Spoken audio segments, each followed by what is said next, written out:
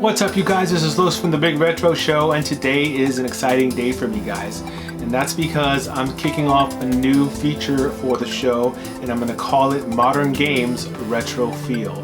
It's going to be a feature that's going to talk about all these wonderful games that are coming out today that look and feel like retro games. And to kick it off, I'm going to be talking about a game that you guys might be familiar with. It came out for the Switch and the PC and the PS4 back in 2018, and it is called The Messenger. So let's dive into this first episode of Modern Games Retro Feel with a look at The Messenger. Released in 2018 on the PC, PS4, and the Switch, The Messenger is filled with nostalgic goodness. Your journey as a messenger begins in your ninja village. The Demon King is on the loose and he wants to destroy your village, but out of nowhere, the mysterious Western hero arrives and fends off the Demon King for the time being.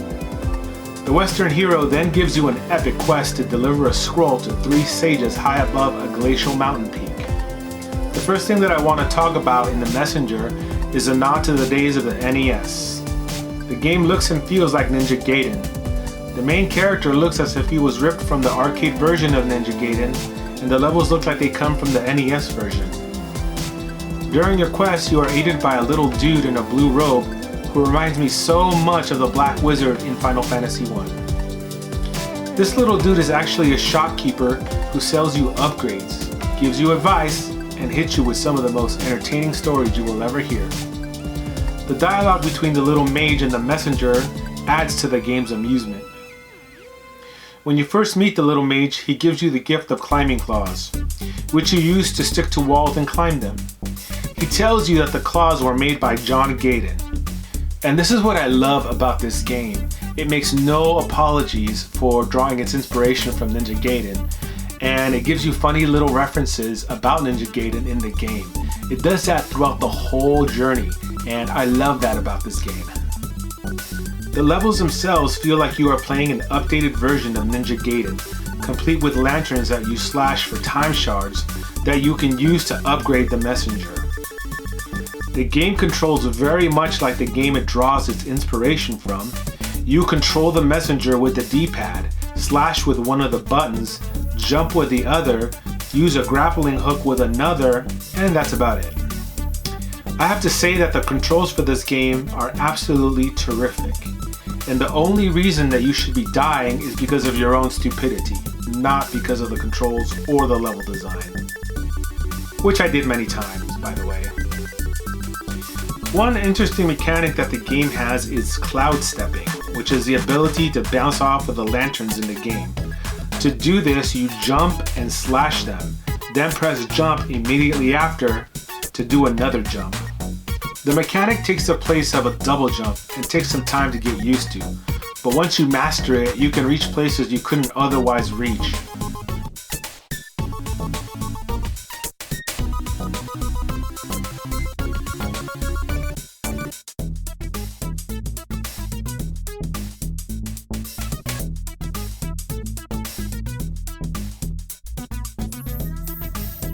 The enemies in the messenger are pretty standard. Mutated turtle dudes to start with, probably a homage to the Teenage Mutant Ninja Turtles. You fight more interesting enemies depending on what area you are in, including skeletons, mushrooms, big evil plants, and many others. The levels are gorgeous in this game, and are fairly long.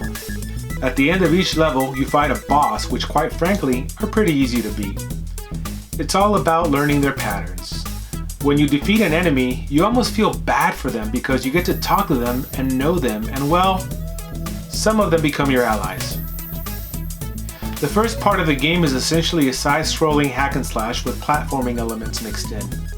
It took me roughly 8 hours to finish the first part of the game, but much like these ninjas be doing, the game pulls a switcheroo on you and turns into a Metroidvania style quest. Now this really pissed me off initially.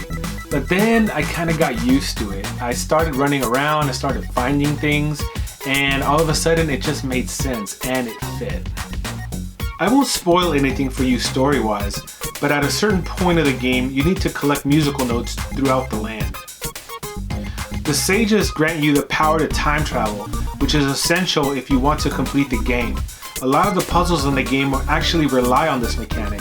One cool thing about the time switching that you do throughout the second half of the game is that when you are in the past, the game looks more like an 8-bit NES card. But when you travel to the future through one of the gates, the game turns into a 16-bit SNES looking title. It's amazing that they thought of this, and it adds a lot to the already gorgeous graphics of the game. There is a fair amount of backtracking involved, and it can be confusing at first. The three sages who actually turn into a boss for you to fight to prove yourself give you a prophecy that is supposed to tell you what to do next. Complete one prophecy and they give you another, and so on until you have all the musical notes. Aside from the climbing claws, you gain the ability to dart underwater, grapple onto specific points, and float using a jumpsuit. The game is not too challenging because of the excellent level design and control. The levels are sprinkled with secret areas that contain green power seals. If you collect 45 seals, you can open a chest that contains a magic ninja star. I didn't get to open the chest, however, because I didn't find all the power seals. The last thing I want to talk about is the sound. It's rockin'. The game really pays a great tribute to the sounds of the NES and the SNES, as the music is really quite amazing. Take a listen.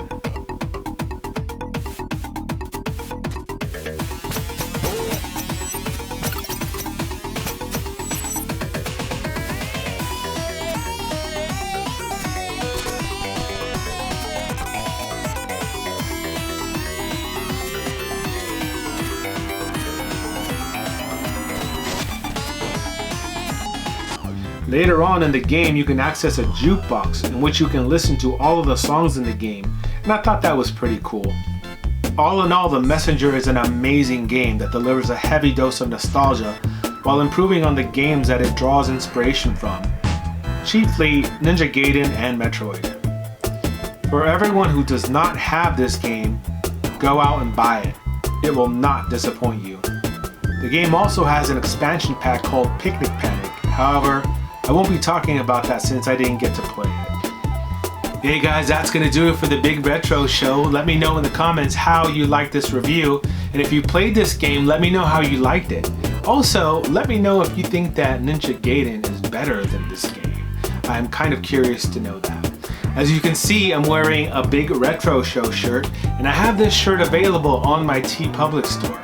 Right now, everything on the store is 35% off, so it's a good time to pick up this shirt and show your support for the show. I also have one, it's kind of controversial, and it's sure to spark conversation anywhere you go, but it says, "I can kick your ass at Retro Gaming." So if you want to pick one up, I will put a link to my TeePublic store in the description of this video. Don't forget to connect with me on social media. I'm on Facebook, Twitter, and Instagram. And that's going to do it, guys. Until the next one, I will see you on the next Big Retro Show.